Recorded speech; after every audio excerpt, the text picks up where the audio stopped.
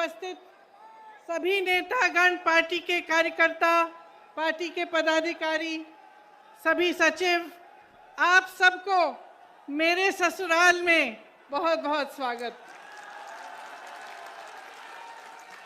और ससुराल वालों, आपसे माफी चाहती हूँ, बहुत दिनों बाद आई हूँ। माफ हूँ कि नहीं? आपके शहर ने मेरे परिवार को संरक्षण दिया, उनको खड़ा किया। बंटवारे के बाद मेरे ससुर जी के पिता अपने परिवार को लेकर मुरादाबाद आए। यहीं से उन्होंने अपना कारोबार शुरू किया। यहाँ के हुनर, यहाँ के लोगों की मदद से, उनकी अपनी मेहनत से उन्होंने अपना जीवन बनाया, अपने बच्चों का भविष्य बनाया। आज मुझे यहाँ आकर बहुत गर्व हो रहा है और मैं आप सबको भी यहाँ इस सभा में आप सब का भी स्वागत करना चाहती हूँ। मुरादाबाद देश विदेश में पीतल नगरी के नाम जाना जाता है। मुझे याद है, शादी के वक्त एक खुशहाल शहर था, समृद्ध था, तेजी से आगे बढ़ रहा था। यहाँ उस समय हवाई अड्डे बनने की भी बात होती थी और शहर को विकसित करने की बहुत बातें होती थी। उस समय ये सब हो क्यों पाया? क्योंकि आपके हुनर के साथ साथ, व्यापारियों के मेहनत के साथ साथ, मजदूरों के मेहनत के साथ साथ आपको के पास एक ऐसी सरकार थी जिसने आपका समर्थन किया, जिसने आपको आगे बढ़ने के लिए, आपको विकसित बनाने के लिए मदद किया। मुझे याद है उस समय एक्सपोर्ट प्रमोशन काउंसिल हैंडीक्राफ्ट के लिए बनी। एक्सपोर्टरों को ड्रॉबैक मिलते थे, ब्याज की सब्सिडी मिलती थी। राजीव गांधी जी, मेरे पिताजी ने कारोबारियों के लोन भी माफ किए, टैक्स में भी मदद होती थी। उस तरह से यहाँ का कारोबार बहुत बड़ा, आपका ये शहर फूला फला आगे बढ़ा। आज स्थिति क्या है? आज हालात क्या हैं? जहां 8,000 करोड़ रुपए का कारोबार होता था, निर्यात होता था यहाँ से, आज 2,000 करोड़ घट गया है। सिर्फ पिछले 5-6 सालों में 3 लाख कारीगरों की रोजी रोटी खत्म हो चुकी है। भाजपा की नीतियों ने कारोबार, आपके भविष्य को बर्बाद किया है।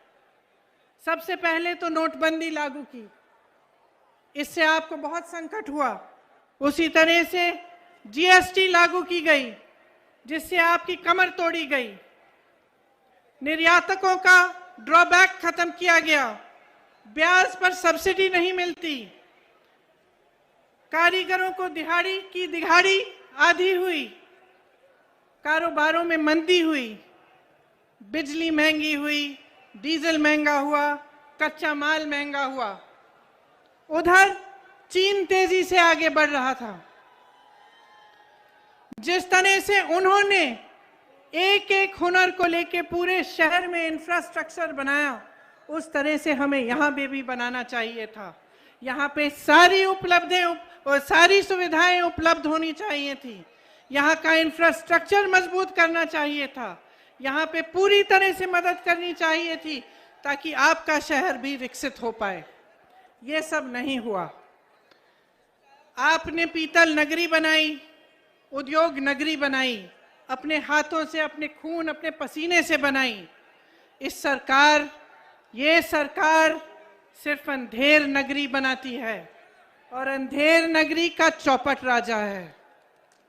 व्यापार आज पूरे प्रदेश में चौपट है, युवाओं का भविष्य चौपट है, खेती किसानी चौपट है, महंगाई से घर का बजट चौपट है। आपने देखा होगा 27 नवंबर को यूपी टेट की परीक्षा हुई। 22 लाख युवाओं ने मेहनत की, 2 सालों के लिए काम किया। क्या हुआ? पेपर आउट हो गया।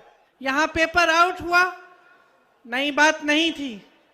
12 परीक्षाओं में इस तरह से हुआ है। 10 लाख से अधिक सरकारी पद खाली पड़े हैं, लेकिन युवाओं को रोजगार नहीं मिल रहा। योगी आदित्यनाथ जी बयान देते हैं कि उत्तर प्रदेश में नौकरियां बहुत हैं, नौकरी योग्य युवा कम है। अब आप बताइए, जहां जहां मैं जाती हूं मुझे ऐसे युवा मिलते हैं जिन्होंने बीए पास की है, किसी ने आईटीआई पास किया है, किसी को एमए भी हुआ है, और मुश्किल से संघर्ष करके मैं एक वाल्मीकि कॉलोनी में गई लखनऊ में।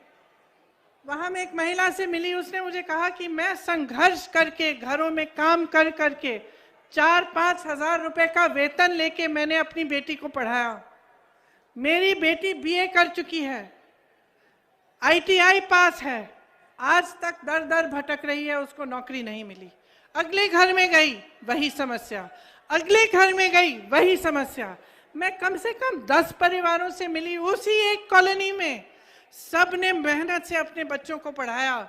नौजवान मेरे सामने आए, उन्होंने सब ने कहा कि हम दीदी हमने पढ़ाई की है, कहीं पे रोजगार नहीं मिलता। और योगी जी इस तरह के बयान देते हैं। ये सब क्यों हो रहा है? मैं आपको एक छोटी सी बात बताती हूँ।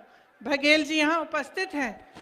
2 दिन पहले बघेल जी बता रहे थे कि उत्तर प्रदेश के कुछ व्यापारियों से, उद्योगपतियों से उनकी चर्चा चल रही थी। तो उन उद्योगपतियों ने बताया कि एक पोर्टल की जरूरत थी, जिसके लिए वह मुख्यमंत्री जी से मिलना चाह रहे थे, लेकिन पिछले 4 सालों से उनको मिलने का मौका नहीं मिला। तो बघेल जी से मैं बात कर रही थी कि ऐसा कैसे हो सकता है कि 4 सालों से कोई अपनी समस्या को लेकर भटक रहा है। उद्योगपति हैं, व्यापारी हैं, प्रदेश को आगे बढ़ाने वाले लोग हैं, कैसे हो सकता है कि मुख्यमंत्री जी इनके लिए समय नहीं बना रहे हैं? तो बघेल जी ने मुझे एक बात कही जो मेरे मन में रही।